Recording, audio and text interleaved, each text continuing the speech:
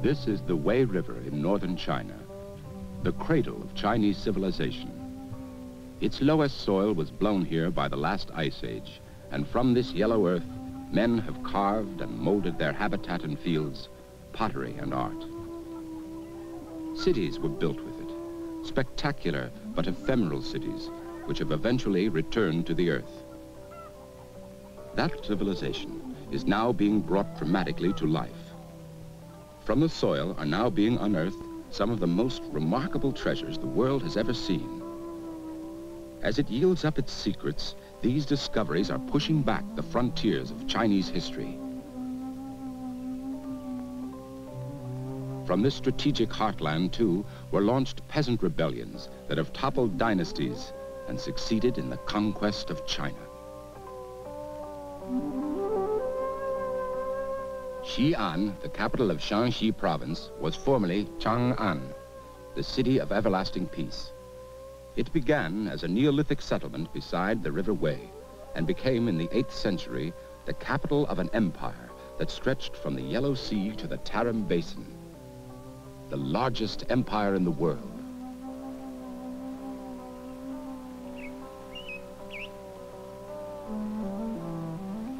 This moat and the turrets that watch over it are from the 16th century Ming city. Where they stand was once a Han metropolis of over 1 million people, a walled city of 30 square miles, the eastern terminus of the Silk Road, the home of the Chinese, Arabs, Nestorian Christians, Tibetans, and Turks. Chang'an was organized around a majestic central avenue running due north towards the imperial city. And the approach to modern industrialized Xi'an is still from the south, through the Great South Gate.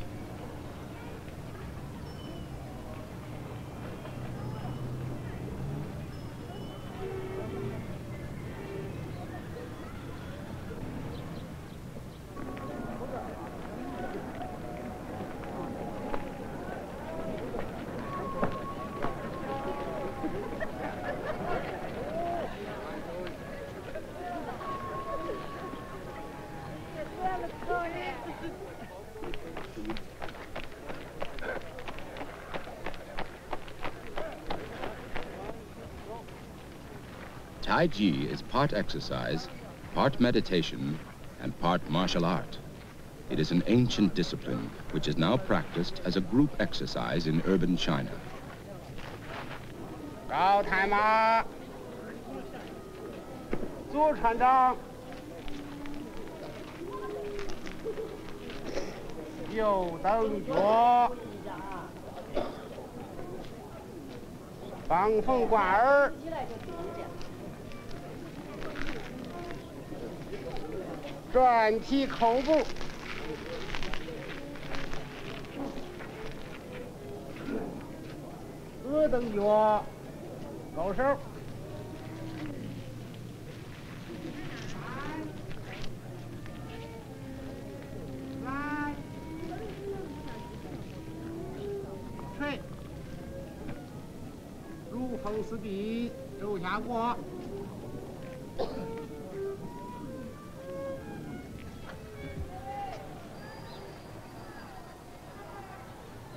The people of Xi'an still walk or ride the long, straight boulevards laid out by ancient planners. Seen from the bell tower at the heart of the city, the boulevards lead towards the center from city gates at the 4 cardinal points.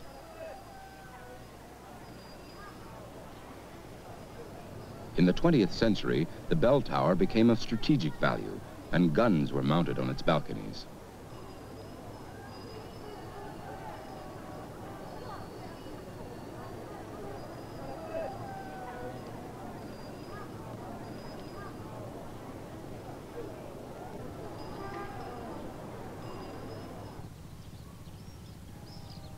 Chang'an, though, the old city, was not designed for the domination of its people, nor were its great walls built solely for defense. The city was an ideal, a configuration in the landscape, both real and symbolic. These walls both defended the city and in a special sense defined it. The Chinese word for city walls, xian, is also the word for city. The order of Chang'an was a harmony of ritual and reality, geography and cosmology. The emperors were the sons of heaven. No city was built without the advice of an astrologer to ensure the proper harmony between heaven and earth. In Chinese cosmology, the Milky Way was the Sky River, and it washed through the skies as the Wei River did through the valley. It became, in the 3rd century BC, the reference point for the placing of the Qin imperial palace, the center of earthly power. The palace was aligned to the North Star, the one fixed point in the heavens. As the position of the star shifted in relation to the earth over the centuries, so did the position of the palace seat in succeeding dynasties of Han and Tang.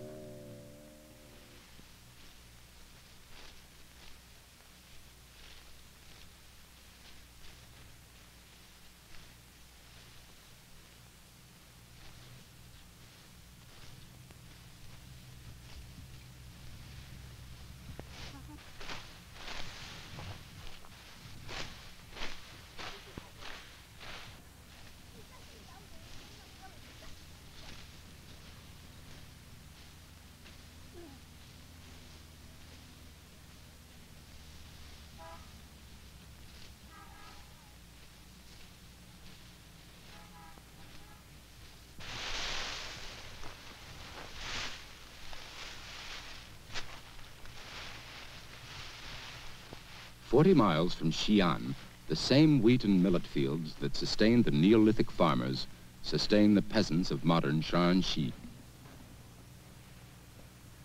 The burial mound of the first emperor of China, Qin Shi Huangdi, was 15 stories high, a man-made mountain topped with blossoming pomegranate trees and wildflowers. To ensure his power, he carried into death the universe over which he ruled.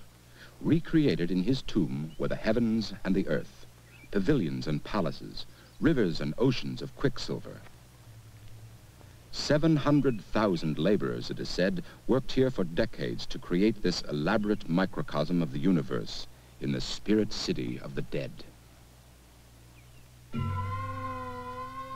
The self-proclaimed first emperor, a brilliant warrior and ruler, devoured rival kingdoms as a silkworm devours mulberry leaves.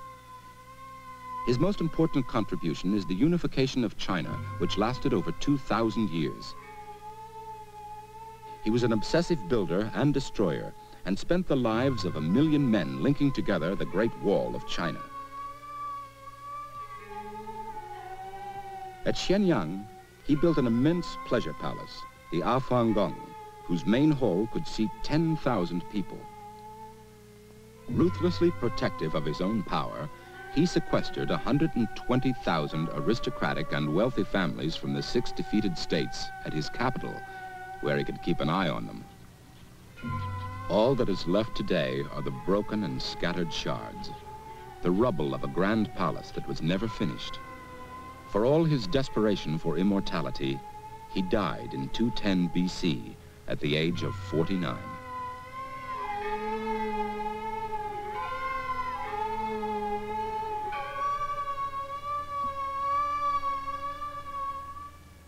His tomb was both city and cosmos.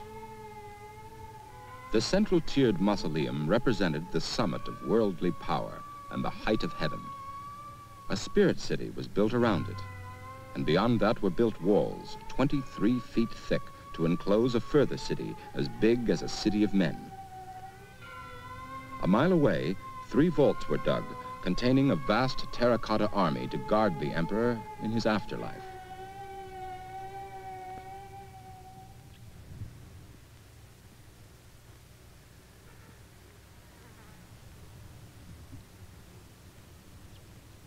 The Emperor's Mound faces the winding Wei River in the north. The back is protected in the south by Qinling, the mountain range that divides North and South China. To the west are the homes of his ancestors. To the east, where his former military enemies threatened, he placed an army to guard him for eternity.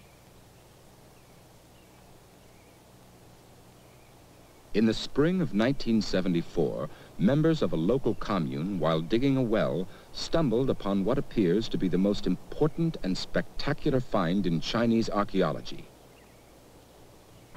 A huge subterranean vault containing an estimated vanguard army of 6,000 life-size pottery men and horses, which have stood in battle formation for 2,200 years. Upon discovery, the area was quickly reburied to protect the figures until a vaulted roof was built over the 3-acre site for a museum. The vast scale of the dig is so staggering that thus far only 1/10 of the army vaults have been excavated and restored. The warriors were each sculpted in clay and brilliantly painted, carrying real bronze weapons and drawn in wooden chariots. They were substitutes for the men of flesh and blood who would have been sacrificed in an earlier age.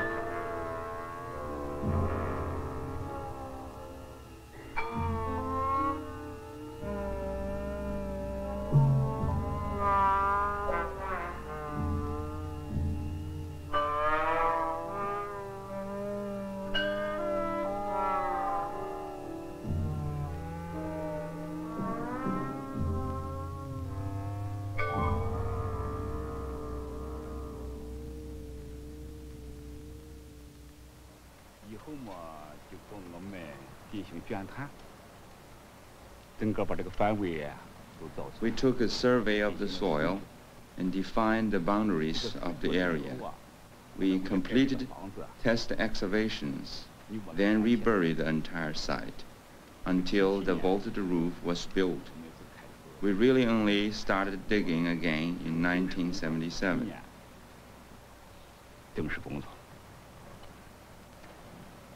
It is only through this excavation that we can begin to understand the military methods of the Qing period. The quality of the sculpture is superb. Our observations indicate that there were over a dozen sculptures. Because their styles are different, it is evident that each section was completed by a different sculptor.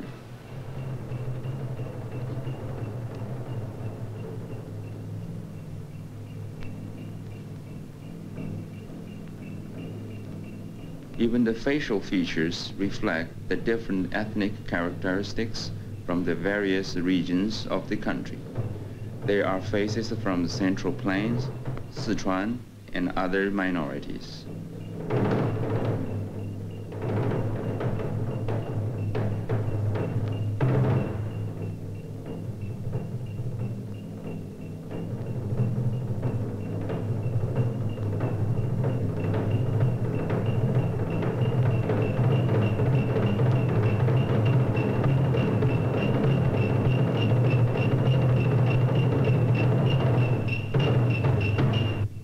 Combat ready, the buried army stands at attention in full regalia. In 11 columns, bowmen, infantry, warriors, charioteers. 4 abreast, alert, the horses carry a chariot unit of 3 or 4 men, and they are fronted by a support group of 12 infantrymen. The whole army faces east, except for the front ranks of the other 3 sides, which are poised for an attack.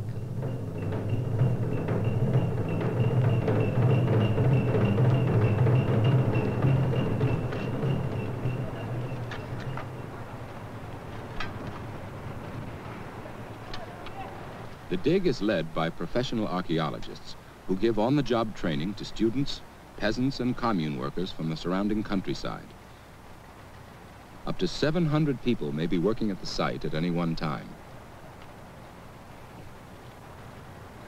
What we are cleaning here are the remains of a war chariot from the Qing period.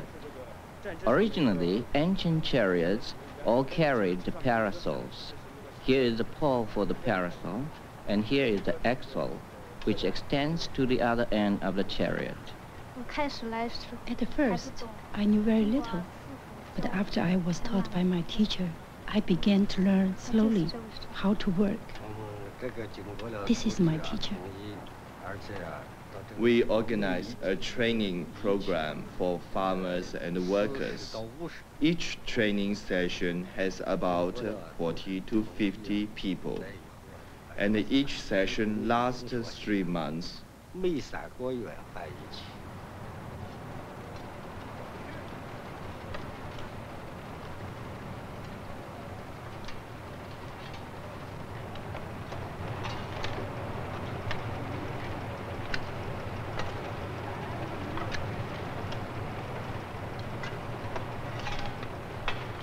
Much of the heavy earth moving is done by farmers and by army soldiers who reclaim the displaced earth for new farmland.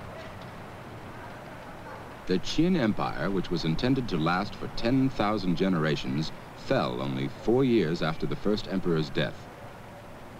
In revenge, his bitter rival, General Xiang Yu, plundered his tomb and looted its treasures. The army vaults did not escape his wrath either. Its bronze weapons were seized, and the figures were burnt. They still bear the marks of flames.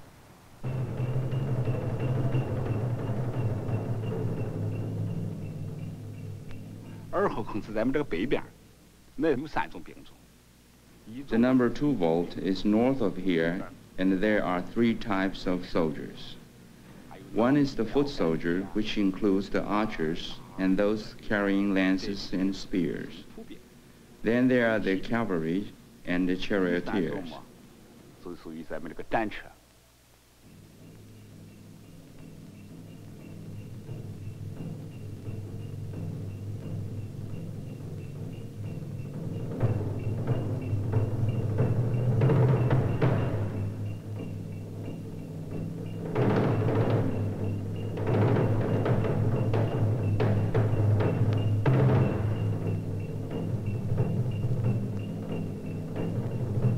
This vault alone may take more than 4 or 5 years to complete.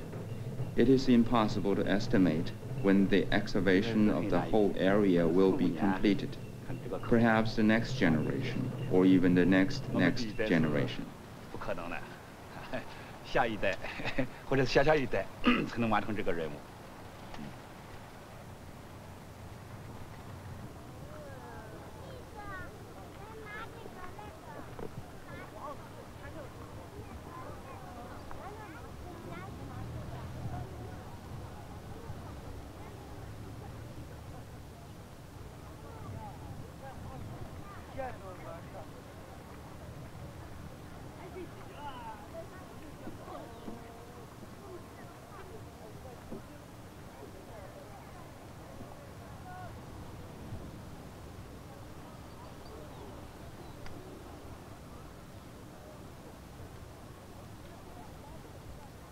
The farmland around Xi'an is dotted with man-made burial mounds of Han emperors dating back more than 2,000 years. The Han Empire was more brilliant, more powerful, and of wider dominion than that of Rome. To the Chinese, they are still men of Han. Only to the west are they Chinese, the men of Qin.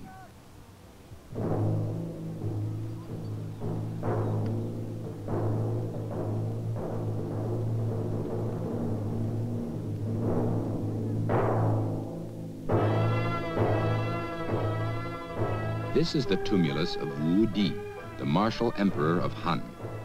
Under his expansionist rule, the empire spread westward to Central Asia. He repelled from China the fierce nomadic Huns, whose constant invasions had threatened the very capital. His troops of cavalry and infantry, often hundreds of thousands strong, were made up of warriors such as these, part of the pottery army found in the tomb of a Han commander.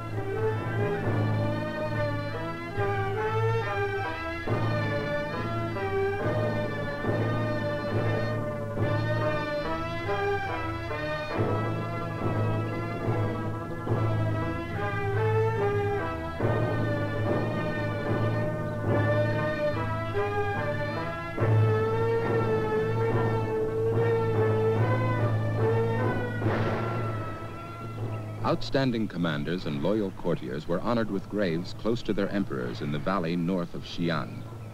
9 Han emperors were buried here. All the tombs have been ravaged during dynastic wars, but none have been excavated.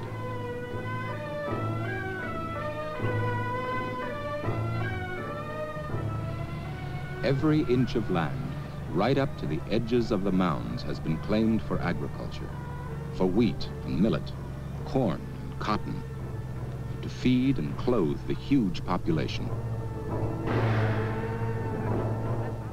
The work of China goes on, as it did when the Han emperors ruled it, as it did when this rammed earth wall was part of the Han capital.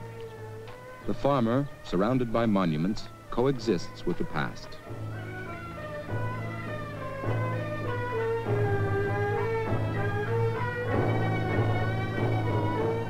Emperors wept at the sight of these ruins and wrote poignant verses about the transiency of power and glory.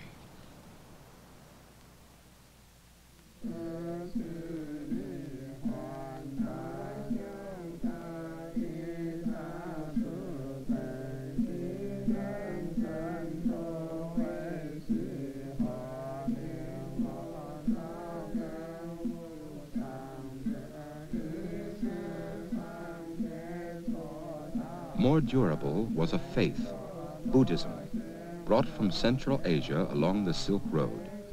Its peaceful monastic life and promise of salvation spread quickly from India in the 3rd century BC. It brought with it a great literature and a seductive religious art. The extraordinary monk Xuanzhuang made a long and difficult pilgrimage to India in 629 AD. After 17 years, he not only returned with the holy Buddhist scriptures, but also a vast first-hand knowledge of Central Asia. Impressed by his expertise, the emperor bestowed on him high honors and supported his religious endeavors. Buddhism grew in political power and wealth. Buddhist temples, like the European monasteries in the Middle Ages, became great centers of learning.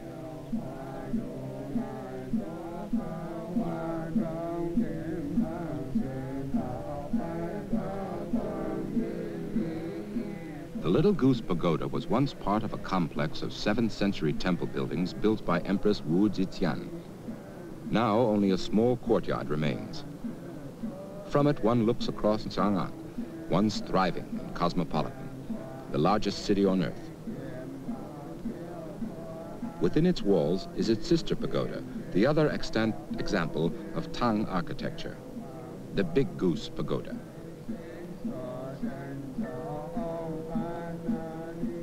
The plan of Chang'an is that of the ideal Chinese city and the model for the later imperial capital of Peking.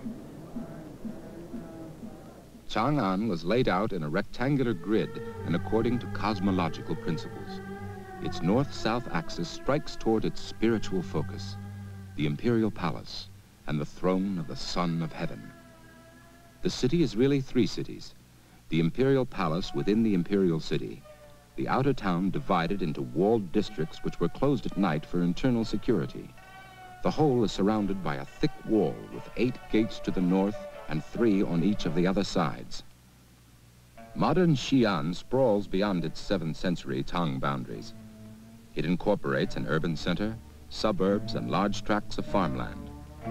The 16th century Ming walls, which remain today, enclose the heart of the city. The area inside the walls is only 1/6 of the size of the Tang city. The Big Goose Pagoda was built by the monk Xuanzhuang to house the 600 sutras he brought back from India. Like other pagodas, it is a Chinese version of the Indian stupa, or Buddhist reliquary tower. Here, Xuanzhuang gathered together hundreds of scholars, monks, and acolytes to translate Buddhist scriptures for 8 years. The brick pagoda has since then survived many earthquakes, which have flattened parts of the city around it.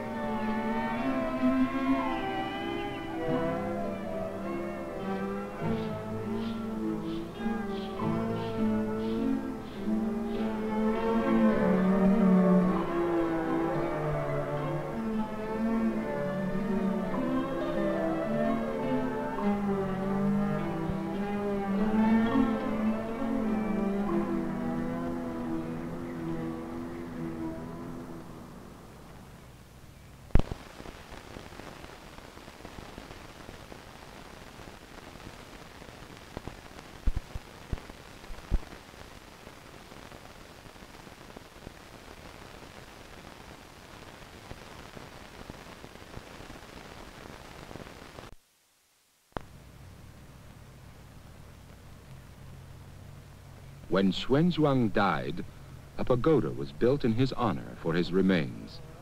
The Xinjiaozi, the temple of flourishing teaching, was built next to it, in the hills facing the Sunnan Mountains, a legendary place of retreat 24 miles from Xi'an. Important temples like this one have recently been restored and reopened after their closing during the Cultural Revolution in the 1960s. Now they are protected, not as centers of religious worship, but as cultural sites.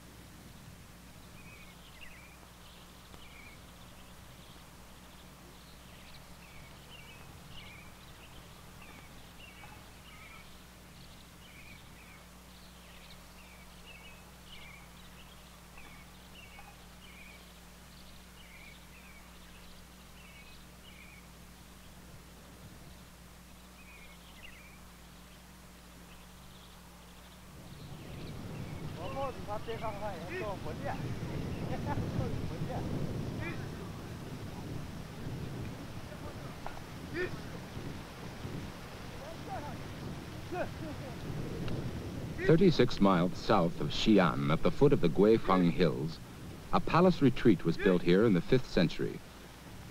The famous Tang poet Bai Juyi, describing the extensive gardens, ponds, terrace and waterfall, wrote, "Upwards the mountains, bending the waterfall."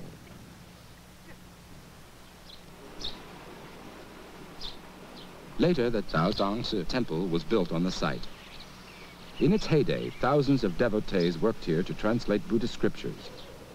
A 70-year-old nun, one of the few remaining in China, still lives here.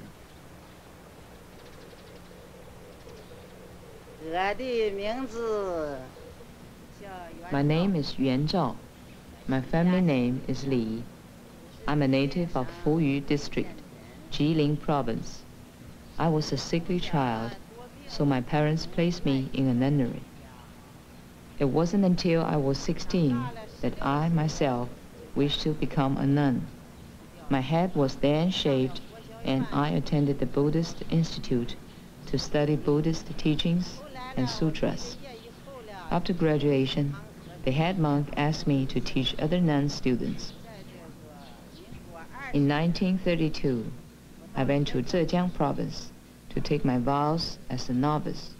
There, I made pilgrimages to the sacred mountains and temples and paid homage to Sakyamuni, the Buddha. In the late 9th century, there were 3,000 translators of sutras here. The emperor also sent a great many learned men and women to help. They were not all monks. 不光净和尚呢，十无上咒，十无等等咒，能除一切苦，真实不虚。不说般若蜜多咒，即说咒曰：揭谛揭谛，波罗揭谛，波罗僧揭谛，菩提萨婆诃。那么辣椒素桥，僧的辣椒素桥，缺辣椒素桥，根的辣椒素桥。那么咕噜贝，那么不达呀，那么达尔哇呀，那么三达呀，问那空，班扎尔咕噜贝玛色地红哇，伽玛贝西红嘛咕噜达哈。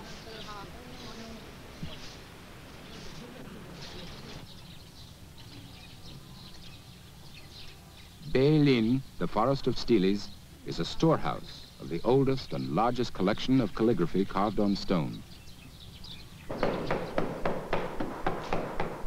China speaks many languages, but writes in one. The written word has always been venerated in China, both for its content and form.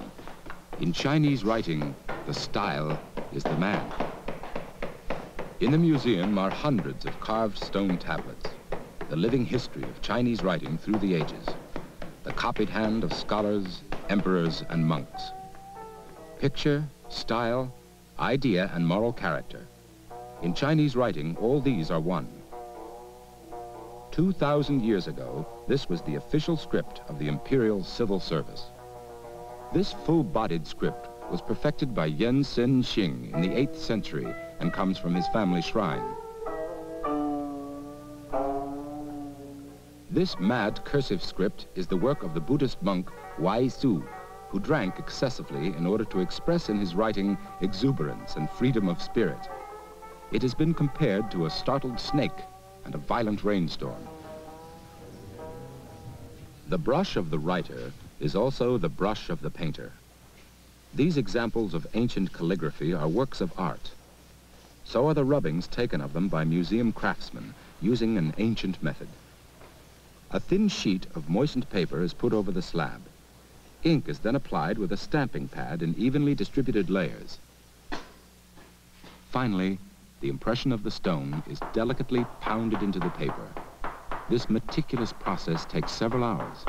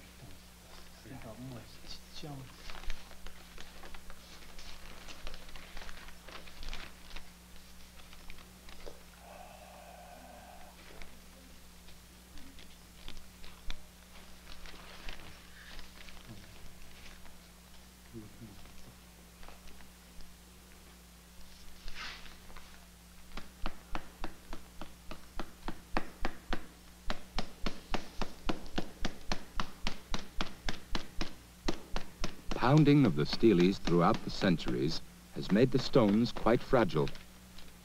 Rubbings from these original tablets are limited and highly prized.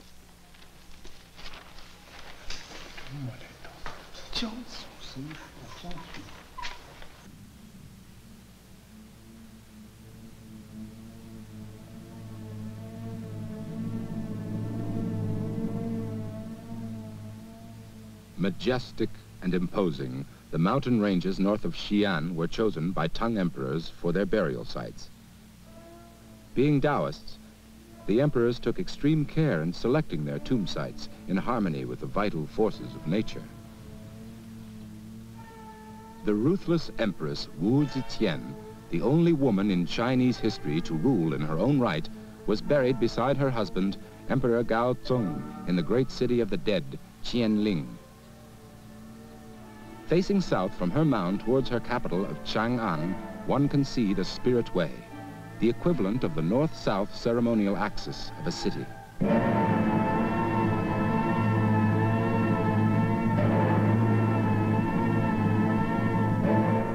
Wu Zetian, the daughter of a lumber merchant, was an ambitious woman married to a weak emperor. Just before he died, she seized power and ruled China for 30 years. She was an expert in power, a manipulator, an intriguer, a poisoner.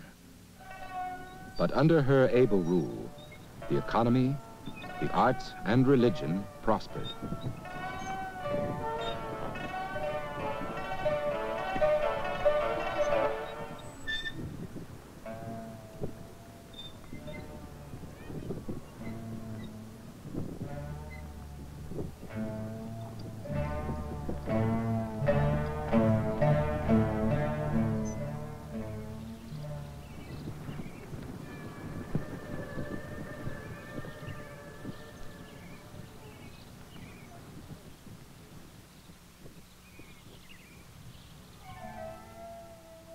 To her funeral in 710 AD came foreign emissaries, some from as far away as Persia and Afghanistan. Their statues, now headless, stand on either side of her Spirit Way. Instead of commemorating her own achievements, she boldly left the stone slab of her memorial blank for the judgment of future generations.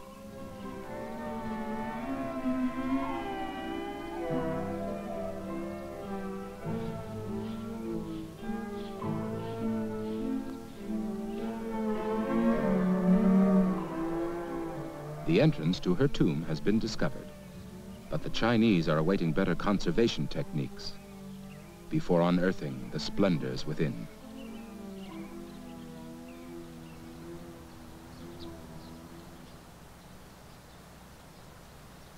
Dug into the terraces and sloping gardens of Empress Wu's great funerary park are the houses of peasants, like those who served her.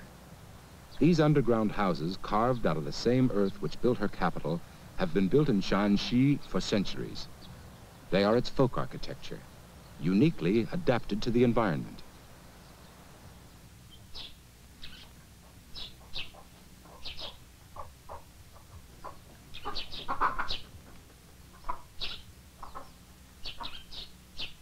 At the entry to each of these underground compounds are earth screens to ward off evil spirits. Vaulted rooms for living, cooking, storage, and animal pens are dug around the subterranean courtyard. Here the farmers live in the heart of the land they till, keeping the surface for agriculture. As did their predecessors, they eat the food they grow and drink the rainwater collected in an underground cistern.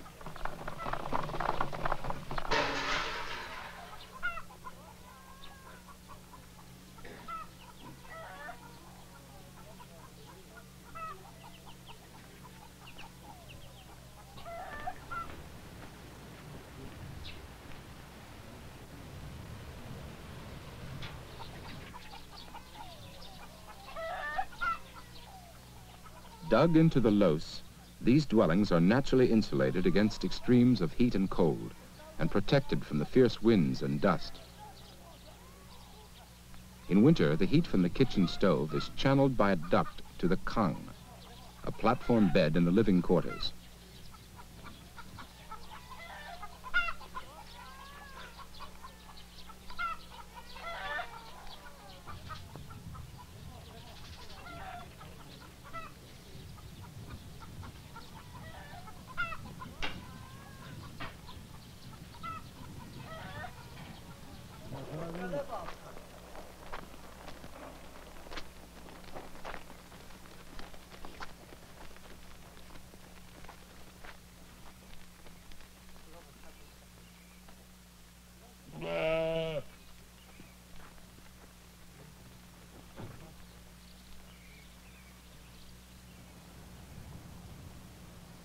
At Xuanling, Empress Wu built a tomb for her mother. It contains spectacular examples of Tang monumental sculpture. 2 rows of court officials stand on either side of the small tumulus. The animal sculptures here manifest an unsurpassed heroic grandeur. The unicorn, adorned with stylized swirls and modeled with plastic solidity, shows a combination of Tang realism with the Chinese genius for linear pattern.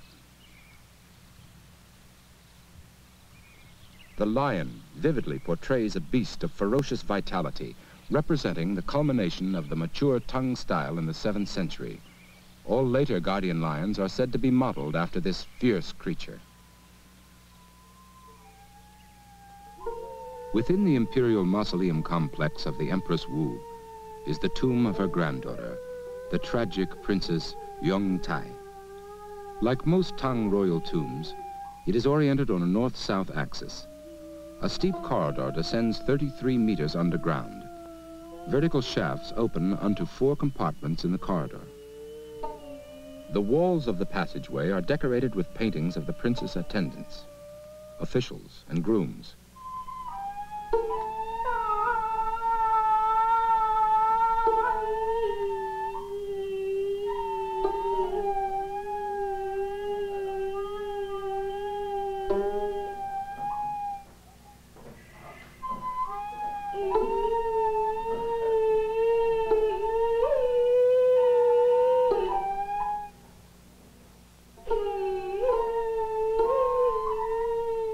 Here, in a copy of the original, are Tang ladies-in-waiting who served the princess.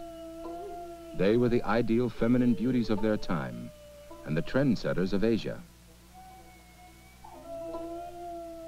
Most of the original murals have been removed for protection, though some are still faintly visible, revealing the spare and vibrant brushwork of the Tang.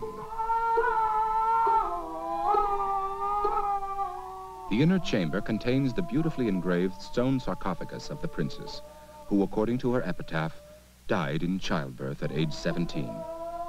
Overhead are the heavens, the sun with its golden crow, the Milky Way, and the hare that lives in the moon, according to Chinese legend.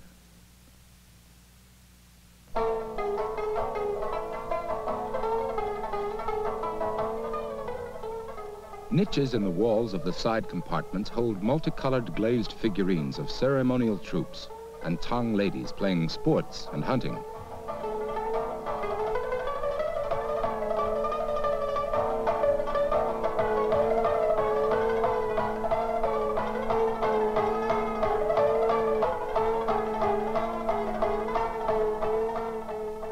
There are the merchants, monks, emissaries, artists, musicians, which thronged Chang'an during the Tang dynasty.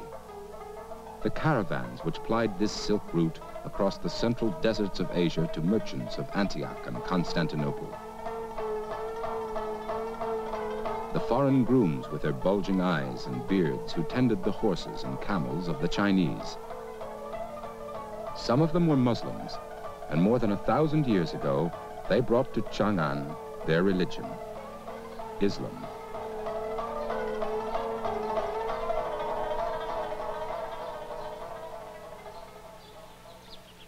Their great mosque was originally built in the 8th century and has been continually restored. The minaret is constructed in the form of a Chinese pagoda.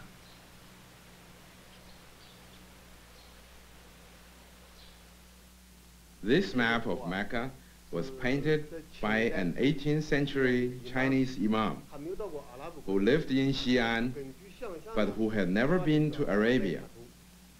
So he painted Mecca according to his imagination.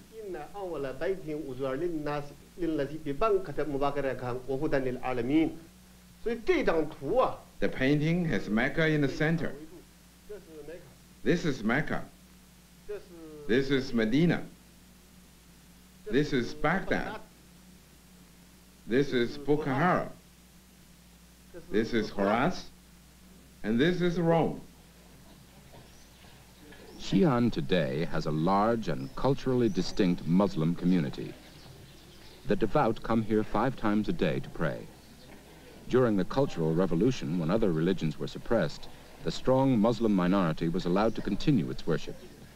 Today, their dress, customs, and food continue to give color to the city, a reminder of the once cosmopolitan and eclectic society.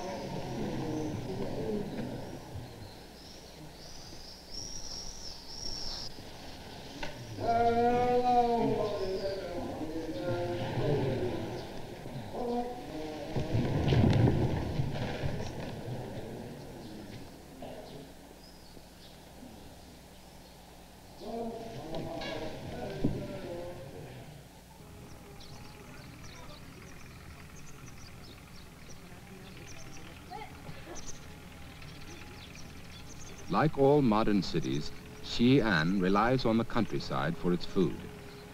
At the Fenghuo commune on the outskirts of Xi'an, every possible inch of land is used for agriculture, for wheat, cotton, and fruit. Ingenious uses of unarable land have been devised. A high school has been carved into the eroded hillside in terraced layers. As in other parts of the country, Xi'an students study intently for the recently revived, nationwide, competitive college entrance examinations.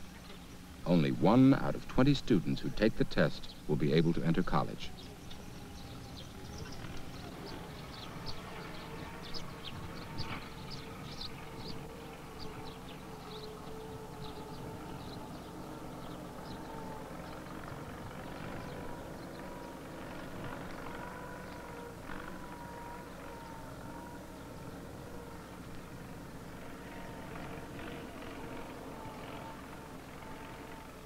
At harvest time, everyone takes to the fields. The whole country's human and energy resources are mobilized and used around the clock. Everyone, from factory workers to officials and school children, participates.